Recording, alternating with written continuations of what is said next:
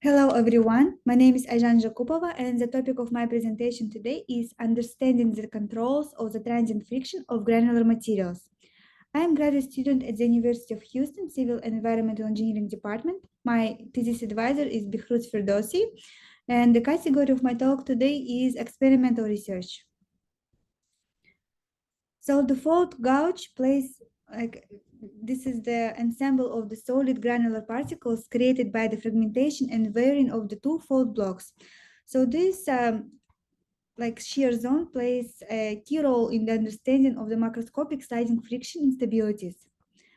So a lot has been done already in the fault mechanics conditions, but so we want to apply this accumulated knowledge to the near surface problems and frictional instabilities like landslides. Landslide basal shear zone also often filled with these fragmented rocks and granular materials. So it is instructive to consider the analog model of the fault system consisting of the block sliding on the flat surface, which is connected to elastic spring with stiffness K and with the constant load point velocity. So clearly oversimplified, we can consider it as a one single degree of freedom system as a representation of the fault zone. So this K is representing the stiffness of the elastic earth crust, and the sliding surface is considered as a fault zone, and this V plate is mimicking the constant load, plate motion, which we have in the Earth's crust. So if you slide with velocity V1 and then you increase velocity to V2, you can observe this curious direct effect in friction, which is followed by the evolution effect of the friction towards its steady state condition. And from this, you can measure this A, B, and D sub C parameters. And it was already done for the rocks. You can see the values here. And to capture this empirical observation, rate and state friction models was created. So you can see that friction depends logarithmically on the rate variable, change of the sliding velocity, and state variable theta. This parameter theta takes in account the previous history of the friction, like time dependence, and this parameter theta could be explained by two popular versions, like slip law and aging law. However, all of this is just a mathematical observation trying to capture the empirical observation, trying to capture this phenomena. This is what we have. However, we still don't have the precise physical understanding of this behavior, of this transient friction behavior. So this is our motivation. We want to develop an intuitive physical understanding of this constitutive behavior. That's why we're performing this experimental investigation of this transient frictional behavior in our non-clay and non-cohesive granular materials. So the ultimate aim of our project is to improve the prediction of the natural hazards and monitoring like earthquakes, landslides, volcanic failure, and other frictional instabilities problem. So in this slide, you can see our experimental setup. We have this customized rheometry laboratory where our key ingredient, a granular sample, is installed in this ring shear geometry. You can see in the middle. We use two types of material, silica powder, which is synthetic material with the average grain size is 50 micrometers, in natural sample obtained from the Earth's Oak Ridge earth flow from the landslide shear zone. You can see on the right.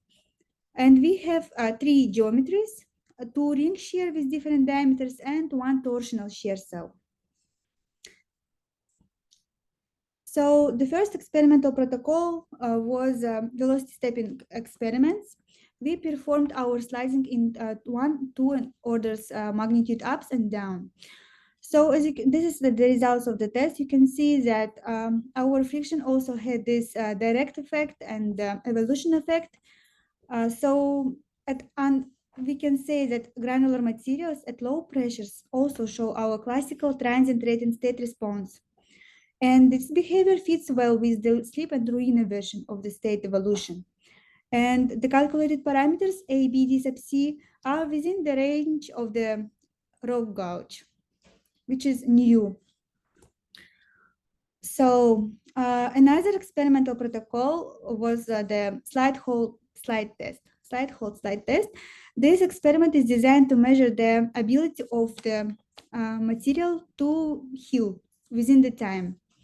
So we performed sliding and interrupted with the hold stage, like stop the sliding with the predetermined amount of time, 10 seconds, 100,000, 10,000, and 30,000 seconds. And after this whole stage, we can measure the friction mu peak, like peak value of the friction. And this is the way to evaluate the amount of healing after the hold stage. So this hold part, the orange part, also considered as an analog of the interseismic period. So the previous studies on the right, you can see that also observed this increase of the peak friction value within the logarithmic hold time increase.